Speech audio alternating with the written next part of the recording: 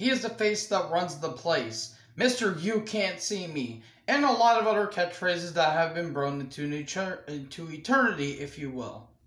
If you want some, come get some. I'm Boss Up 6, back to another video, and today I'm going to be doing every John Cena SummerSlam match ranked from worst to best. Now, I already did his, people consider his greatest rival, his predecessor, Randy Orton. And yeah, let's just talk about John Cena. Now, with Cena, he almost has the same amount as Orton, and also the same amount as Taker. He's going to be having his 15th SummerSlam match against Roman Reigns coming up. That is amazing. Now, will Reigns and Cena live up to the hype and probably beat out what they did a couple of years ago? Maybe, maybe not. Will it be better than some of these matches I ranked? Hopefully, because oh dear, just like Cena, or just like Orton and just like Taker, Cena's repertoire at SummerSlam has been very 50-50. So, with that out of the way, let me know down in the comment section what your ranking is. So, number 14 versus Nexus at, SummerSlam 2010, actually. Yeah, I've talked about it with Edge, and I talked about it with Jericho, and I'm going to talk about it with Cena. Now, when it came down to the final two, or the final three, it was Cena, and then the last team on Team Nexus was Justin Gabriel and Wade Barrett. So, John Cena took a DDT onto exposed concrete. Gabriel moved, and Cena moved out of the way of a 450 and pinned Gabriel, and then hit the STFU and tapped Wade Barrett out, and then buried the whole Nexus. Basically all that is. If Nexus would have won here, and Cena would have gotten his revenge maybe at Mania, then I wouldn't hate this match. But from beginning to end, the match itself was really boring too, by the way. The hype that this match went into was astounding. The execution killed what could have been a great gimmick. But we all know what happened, so I have to put it at number 14. Number 13, versus Baron Corbin 2017. This was just funny. This was just hilarious. Now, in retrospect, I should have put this in number 14, but the reason why it's at number 13 is because Corbin really didn't have a lot going for him. Because 2017, he was just floating around the mid-card. And yes, they did some great shit with him. He got called up to the main roster. He won the Andre the Giant Memorial Battle Royal. Had a series matchup with Dolph that weren't really that spectacular, but at least he was doing something. And then he won the Money in the Bank briefcase, bitched out the doctors about, concussion protocol, and then cashed in on Jinder Mahal and lost Jinder Mahal in 8 seconds. Wow. And then he got buried by Cena here. This was just hilarious. This was just hilarious. It was absolutely spectacular. It only went about 8 minutes, but Jesus Christ, that is amazing. Just amazing. Number 12 versus Randy Orton 2009. I already talked about it with Orton's side. It's no different on Cena's side. This match was ungodly boring, really slow, and very forgettable. Like, this match from beginning to end, I nearly fell asleep watching this match twice. The bullshit ended with Brett DiBiase interfered, and then Orton went with the RKO, and continuing the feud that should have ended at probably at maybe Breaking Point, but again, their Hell in a Cell match happened. And then bragging rights happened. And a 1 hour Anywhere Goes match. Because that needed to happen. It wasn't a bad match, it just didn't need to happen. But anyways, that's a story for another day. Yeah, this match sucked. Number 11 versus Booker T. 2004, Cena's first SummerSlam. Oh dear, this was during their Best of 5 series for the U.S. title. This match is very forgettable, and for a good reason. It's slow, it's boring, it didn't really amount to anything, and I think Cena won. I couldn't even remember who won this match. There's a reason why 2004 SummerSlam is called Bizarro World. But yeah, I just didn't care for it. It was not good. No, Booker won this match because there was only 2 faces that won. Wait, no. Well, no, I think there was two faces that won because Rob Van Dam defeated Rene Dupree on the pre-show, and Edge won during the Triple Threat for the IC title. I don't know. I can't remember. Let's move on. Number 10, versus Punk and Big Show, 2012. From here on out, this is where it starts getting pretty good. This was a pretty good triple threat, if I have to be honest. Now, yes, the double pin at the end, and yes, that led to, the match being restarted. Okay, that kind of convoluted a lot of things. But then it led to the rematch between Cena and Punk, and that was a damn good match, because they always have great matches. Literally, they can literally be in space, and they can still have a damn good match more than modern wrestling nowadays. Seriously, it's amazing, folks. Big Show being added in, okay, I could see why they're doing that. But this was a pretty damn good match. I fairly enjoyed this from start to finish. Yes, the ending kind of got a little confusing because, again, double pin, but AJ Lee came out and restarted the match, and then CM Punk won, and all that hoopla. Very good match. Excuse me, I got the hiccups. In my opinion, it should have main evented, but no, I had to go to Triple H versus Lesnar, and the less said about that match, the better. Excuse me. Number 9, speaking of Lesnar, Cena versus Lesnar, 2014. I already talked about this on Brock's side of things. This was just a squash. Plain and simple. This match went almost 17 minutes, and it was the best 17 minutes of my life. Jesus. Excuse me, folks. I'm gonna try and get rid of these hiccups. Alright, I got it taken care of, folks. I got some water, so I think they're gone for now. But yeah, versus Lesnar 2014, it's a 17-minute squash, and it's one of the best squash matches in wrestling history. Bar none. Suplex City, bitch. That's all I have to say. This was a great match in terms of squashing.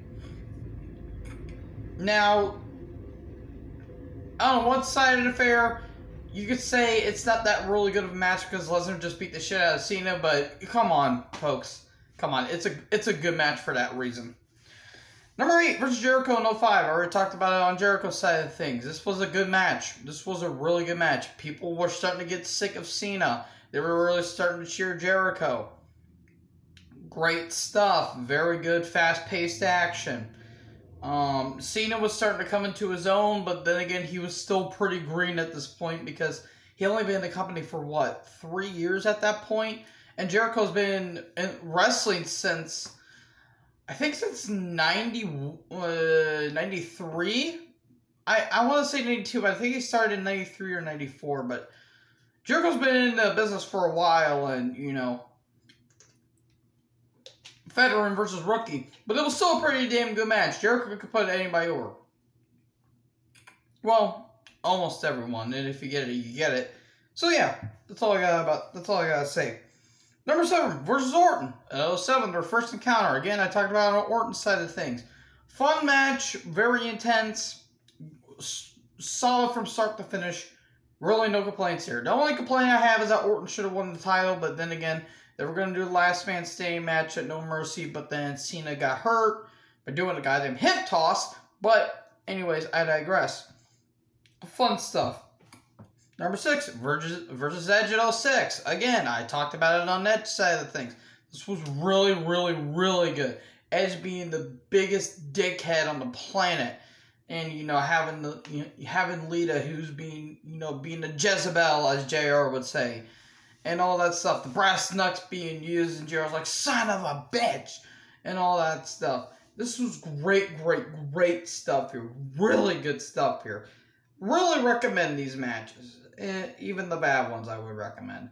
But yeah, really, really good stuff here. It would lead to their pretty damn good TLC match at next month's Unforgiven, where Cena, won in Edge's hometown when Edge won in Cena's hometown.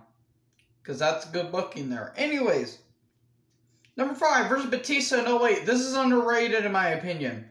People say this match isn't really that good. I think it's a really damn good match. Now, yes, this is a match where Cena, this is a memorable match where Cena got injured his neck after getting hit with a Batista bomb after he went to go do a leg drop and Batista countered in midair. Should have been in the match, but no, it didn't. Cena had to kick out, which is kind of bullshit, but that's still a damn good counter.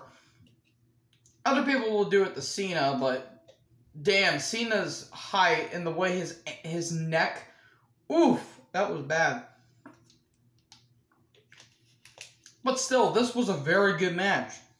You know, I think they were tag team partners at the time, and then they lost the titles to Legacy or Priceless, and then just finding out at SummerSlam, and this was a very good match. The hype that went in, the video packages, this was some great shit here, folks. Now, the next 4 were really hard to rank, especially the top 3. The top 3 were really hard to make. Number 4 is versus Seth Rollins at 2015, and a winner-take-all for the United States and the World Heavyweight title, or the WWE World Heavyweight title, whatever they're calling it nowadays. Really good match.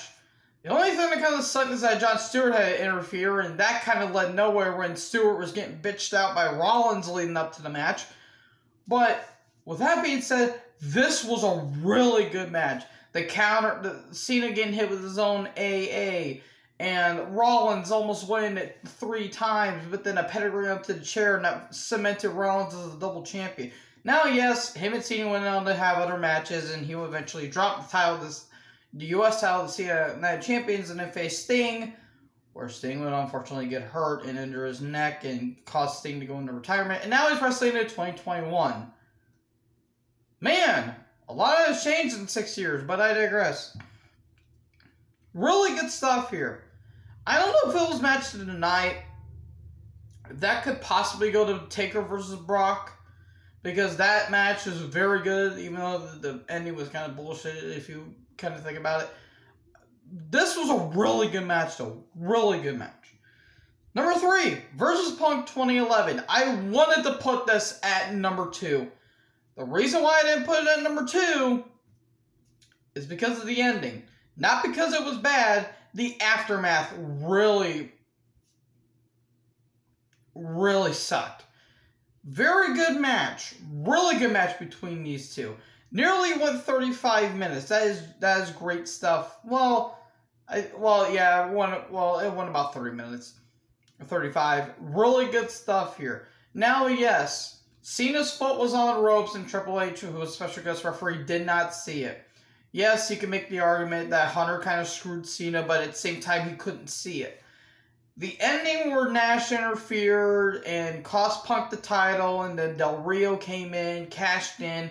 Okay, yeah, that was kind of bullshit, and we didn't get Punk versus Nash because I don't think Nash wanted to put anybody over. Because look, I love Nash, but come on, man. That was just kind of stupid. He was just there for the money, which, that's not saying a lot. Even Kevin Nash admitted it. He's only there for the moolah. But with that being said, this was a damn good match. Number 2, taking the silver medal, AJ Styles 2016. I wanted to put this at number 1. But number 1 I like a little bit more, but I'll get to that in a little bit. This is a fantastic match, folks. What else do you want me to say that hasn't been said by everyone else in the wrestling community? Cena, we all thought Cena was going to win, but nope. Turn the tables. Styles beat Cena. I beat AJ Styles. We beat up John Cena. That's some good shit there. Really, really good stuff. These two never had a bad match. Even the match they had on SmackDown before, I think a couple weeks before, what was it, Fastlane? That was a damn good match for a TV match. Styles was way in the groove here. He really never had a terrible year, maybe except for maybe 2019, maybe 2020. But come on, that was during the pandemic era, so I wouldn't blame anybody for not giving it 100%. This was a fantastic match. Off the top, but it's being called by Mauro Ranallo, and anything being called by Mauro Ranallo is fantastic. Well, except for the boxing. Sorry, Mauro, but no, I just don't care for that. This was a great match. Really great shit. But number 1, Cena versus Bryan, 2013. I wanted to put Cena versus Styles at 2016. You guys have no idea. I was literally going back and forth between which one was number 1. Well, yes, Punk and Cena, that was a great match, but the aftermath kind of ruined it. Cena and Styles was good, I like this match a little bit better. Fast paced. Yeah, it had its slow moments because they had to cool the crowd down a little bit. Cena kind of playing a heel a little bit because they wanted Bryan to win. This is where Bryan's neck injury started to happen, and that's like the only little tidbit that's the only little nitpick I have this match. This is where Bryan started having his little neck injuries because Cena blocked. Bryan went to go do a hurricane run off the top, but Cena got off second rope, and Daniel's neck went up like this a little bit. I'm like, oh, that didn't look good. With that being said, great stuff. Really, really great. And this is beginning where Bryan really started getting his momentum. Now, yes, they kind of convoluted that when the whole authority thing, and they flipped the titles, hot potato the title a lot with Bryan and Orton.